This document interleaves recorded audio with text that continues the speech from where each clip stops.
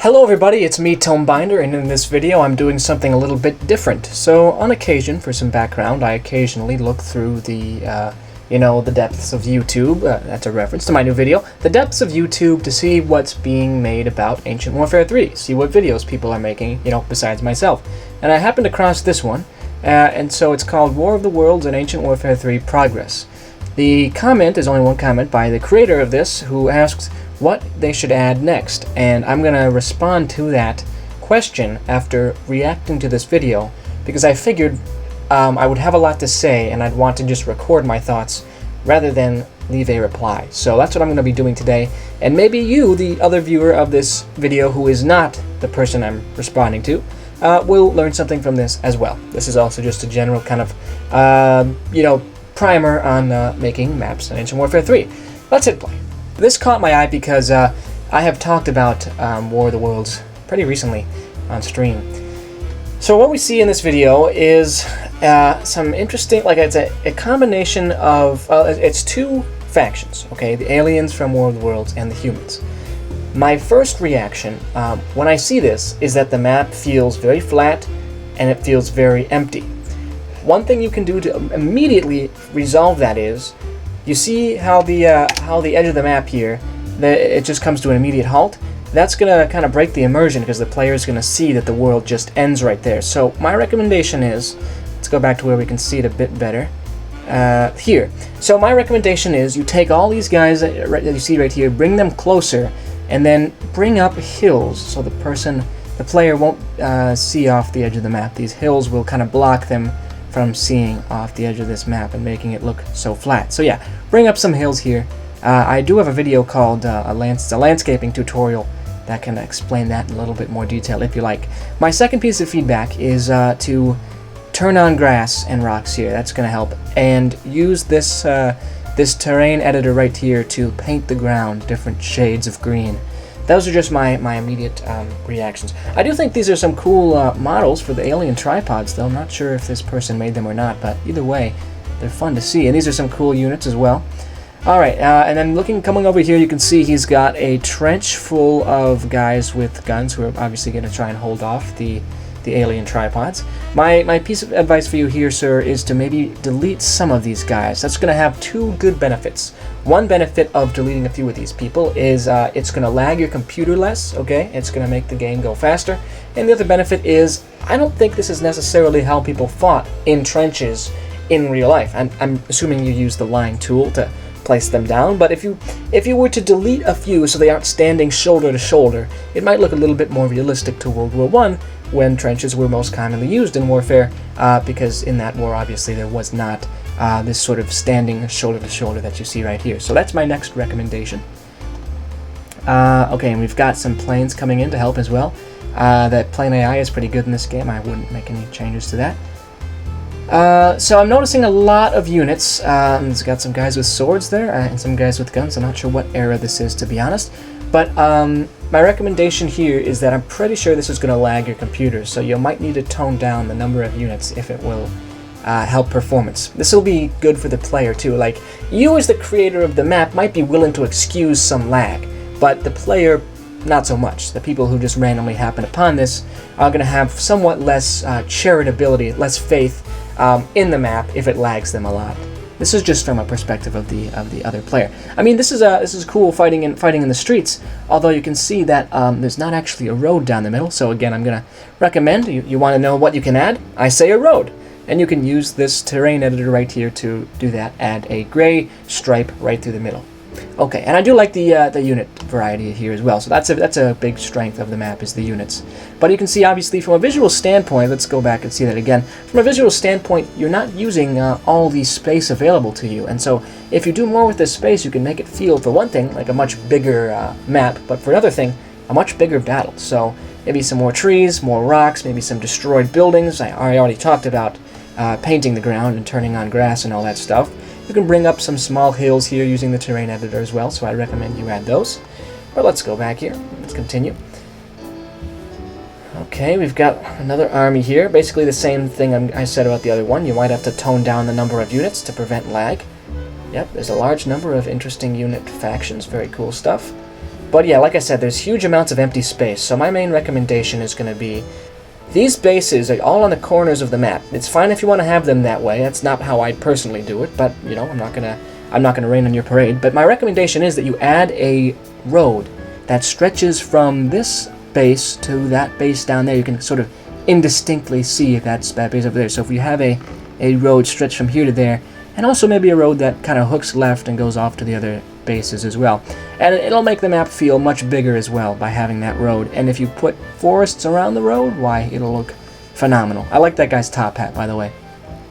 That's excellent. Okay, so now we're going to see how this map plays. And you can see again from this load screen that not a lot of the map is being used in terms of the space. You can really get a lot of use out of the map if you fill it up. If you fill it up in the right way, of course. It looks to me that you already have filled it up with units, which is going to probably lag you. I watched a little bit of the video, not enough to really tell how the baseline performance was. But, okay, let's skip ahead. We have the luxury of being able to skip ahead when we react to a YouTube video. Okay, so we're on the ground here, human and Martian losses, and we have what's it called? Stamina. Yeah, it's a stamina system, an endurance bar, energy. There's probably another thing, I'm blanking on what it's called. But okay, so you've got that, you've got human losses, Martian losses, which is a neat script, and it seems you've got a handle on some level of scripting, which is awesome. I'm also noticing the timer says 3,597 seconds left, so just doing some basic math, that is 100 minutes. Is that right? Because there's 60 seconds. Okay. Okay, now fair for warning, my math is not my strong suit, but let's imagine you have 6,000 seconds, 600 minutes, no, 100 minutes. Yeah. So it's less than 100 because you don't have 6,000 points. But the point is, this is going to take the player roughly an hour to complete, and I'll be honest, there's not enough space and not enough excitement in any Ancient Warfare 3 map to be warranting an hour of, like an hour-long sitting, because you can't do that. Unless you took years and years or months and months to create this really intricate experience that kept you constantly engaged. But I don't think this map has that in it. What I'm saying is, from a game design perspective, I don't think the player is going to be actively locked in to the playing experience for that entire time. What's my recommendation? Pretty simple. Turn down the number of seconds. 3,500 seconds is too much. Honestly, what I would put it at is 600 seconds max, because that's 10 minutes, okay? And a lot of the time, people aren't even willing to spend 10 minutes in an Ancient Warfare 3 map, especially one that's more of a straightforward battle. People kind of like to do that much time when it's a scripted, kind of narrative, linear thing that keeps them on their toes. But whereas with this, you sort of know what you're getting into, and people might be more willing to click off sooner. All that's just to say, maybe turn down this number. 3,597 is too much. I think 600 is a much better number. Okay, let's continue. We are getting a little bit of lag. Yep, okay, the lag is unfortunately coming through. Got some cool sounds. I like the top hat man. Are they gonna charge without any weapons and into the line of fire? That's brave of them. I'm not sure what he's doing here. Oh, he's getting a gun. Okay. So you can see that this map trades in decoration for sheer number of units. I would suggest you can actually have a very epic battle by toning down the number of units, like I already said, and spending that time to put more decoration in, because we saw out here the street is pretty empty of stuff. Like you could be putting chairs here, crates, barrels, rubble, tanks, anything you want, destroyed tanks, corpses, anything like that. And then in here, obviously, you can put more home decoration, but you're not going to want to do that unless you delete like 100 units, because otherwise it'll just be so laggy, it'll be unplayable. If I was playing this map, I'd consider it too laggy to play, just based on, yeah, because there's just too many units, and I kind of knew that before going into it, that performance was going to be the main thing. But honestly, if you look at this screenshot, it's pretty cool. You see the different tripods engaged, you see the planes coming in dropping their bombs, and you see different factions coming in. it could be more visually stimulating. What I mean by that is, at the back of the map, we could have hills rising in the distance. We could also have the tripods more spread out. So I'm going to recommend that you have fewer tripods total, even though they're really cool, and space them out a bit more so they take up more of the screen. Because I think there's like 10 right here, and they're just kind of clumped up. So it looks like one kind of mega tripod, like a quintupod or whatever. So my recommendation would be to delete some of these and add some in other places so they're not all together. And it honestly also seems like the humans are pretty clumped together too. You see these guys are clumped together, which makes them pretty vulnerable to tripods. So I would also space out the humans if you can. I know you're using the formation placement, and that's a fine place to start. So if you want to stick with that, you know, it's not the most pressing thing. Let's continue. So yeah, this map does make for some good screenshots, but they could be so much more epic. I'm visualizing them in my head. I think you're close to a gold mine here, but you do need to develop it some more. Like I said, hills in the background. And if you have stuff in this big open space here, you'll be able to see. You'll be able to get the sense of a real battlefield, as opposed to just kind of like a Lego plate where the action is taking place on. If you painted it, if you added rubble, if you added all kinds of stuff here, it would look like a world. Whereas right now it looks much more like a game. So let's continue. And you know what? I guess it comes down to what you want with the experience. If you're going to package it for other people to play, you'll probably get more people, because people like to see realism, right? They like to see detailed worlds that reflect our own. So if you add more detail, more people will probably click and more people will play. Wow, by the way, I'm just noticing 1 Martian loss to 79 human losses. That's probably because the plane's bombs are hitting humans, and the humans are so bunched up. Heads up there. So yeah, lots of lag. Okay, I'm not going to belabor this point, but yeah, there needs to be more detail on the ground, and hills in the background would help a lot. Let's kind of skip ahead. See, like, again, this is sort of a kind of cool, you know, action set piece. We've got different types of tripods. It's just the tripods are a little bit too close together. If they were more spread out, there could be like a whole wall of them advancing along this whole stretch of the map. But they're all kind of bunched up. Still though, a cool scene. I'm gonna be honest, we've got different units advancing, planes overhead.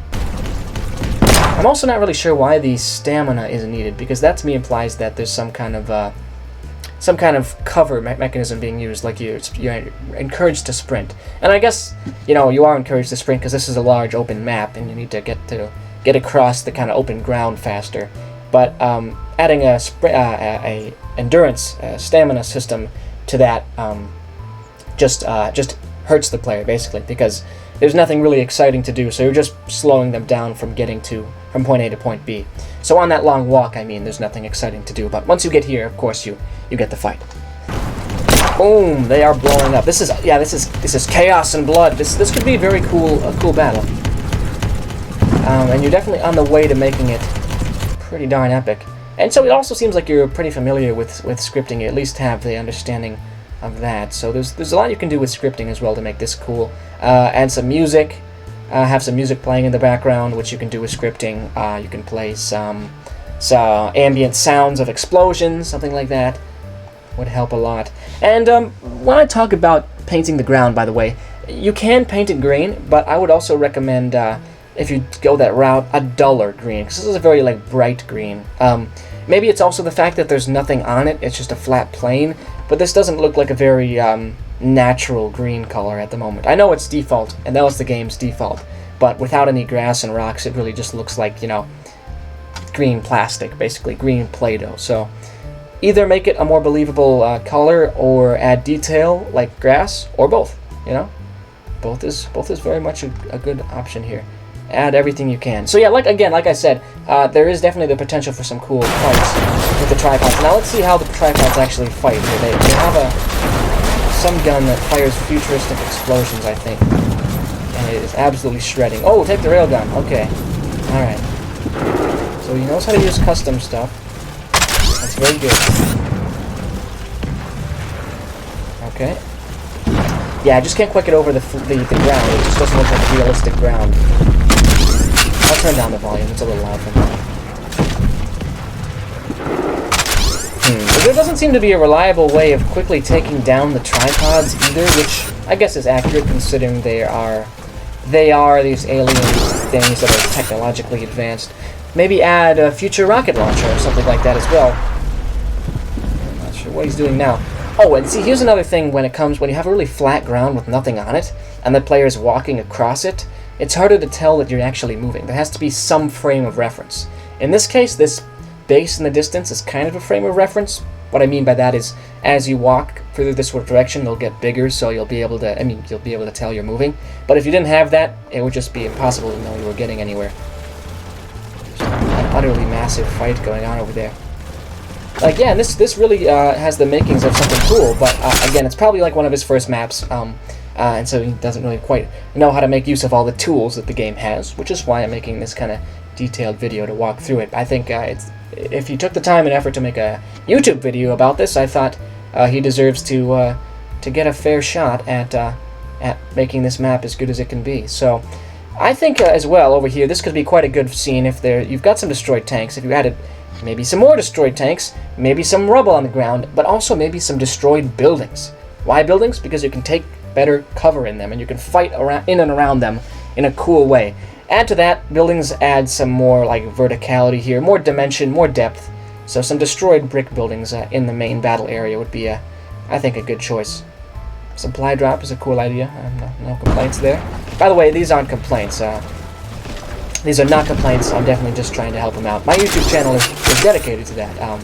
Sometimes I'll get requests to play specific maps, but sometimes I'll just kind of go ahead and play them of my own volition. This is not the only map that I reviewed of my own volition. Oh, and he died. Okay. Oh, and that's it. Okay. So there is a way, I don't know if you know this, to the person who made this, there is a way to make it so that when you die, you automatically control a friendly unit.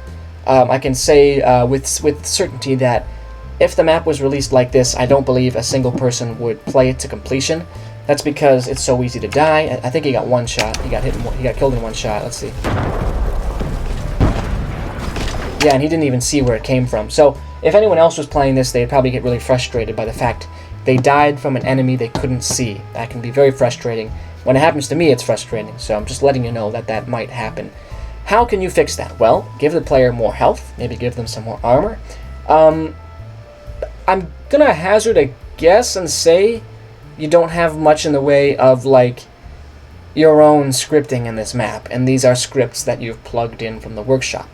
But you can add a script, a pretty simple script, that will play a sound when like an extra sound when when one of those tripods is shooting at you. Basically, it'll like an on shoot node exists, and I can make a tutorial for that if you want. What was I trying to say? Yeah, I don't think people are going to finish this map, because if you can get one hit killed and don't respawn, and you expect it to last for 3,400 seconds, then no one's going to finish it. So either bring down the time, add a respawn, or my favorite option, which is both. Decrease the amount of time the player's supposed to live, and make them respawn on death. Those are my primary suggestions. Okay, so we do have some future rocket launchers here. What's going on with that? Are they... Oh, the future rocket launchers must be the units that the tripod are attached to. I see. So yeah, in short, okay, you have huge gaps of empty space in this map, and then small, highly concentrated areas with clumps of units. Just spread it more out.